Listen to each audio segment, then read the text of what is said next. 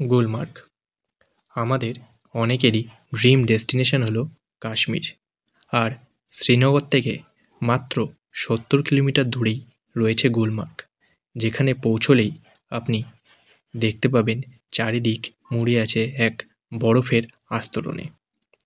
তো গুলমার্গ পৌঁছেই আপনি রোপওয়ে বুক করে নিন।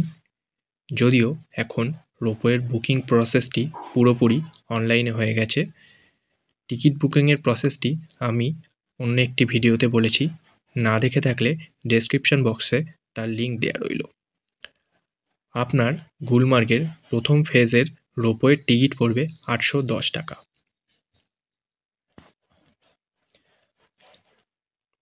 মাত্র 10 থেকে 15 মিনিটে রোপওয়ে আপনাকে গুলমার্গের ফার্স্ট ফেজে পৌঁছে দেবে। যদি আপনি গুলমার্গের সেকেন্ড ফেজে যেতে চান তাহলে আপনাকে আলাদা করে আরও একটি টিকিট নিতে হবে। তবে শীতকালে বেশিরভাগ সময়ই সেকেন্ড ফেজ বন্ধ থাকে, তো বলবো এই ফার্স্ট ফেজ টিকিটটি আপনি কাটবেন।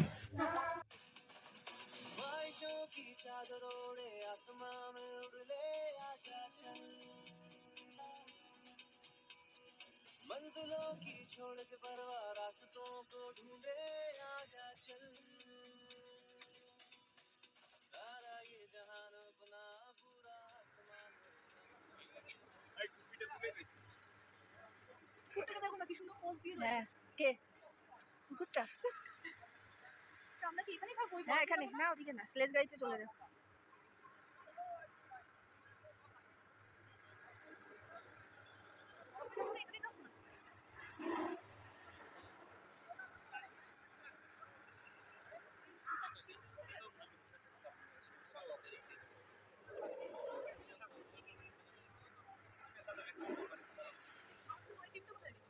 আছে পিছনে লোক না।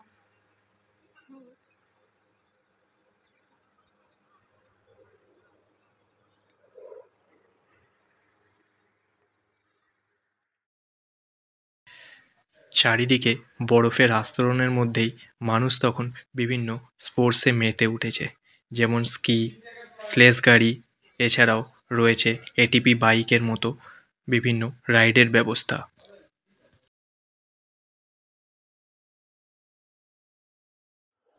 পাহাড়ের নিয়ম অনুযায়ী 10,000 ফিট উচ্চতায় ক্রমাগত আবহাওয়ার পরিবর্তন হওয়াই বাঞ্ছনীয়।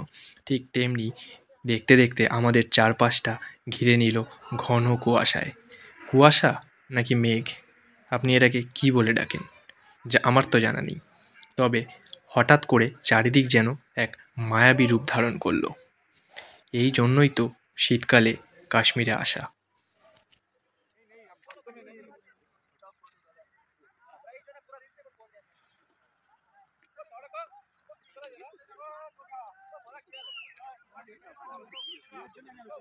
ঠিক আছে।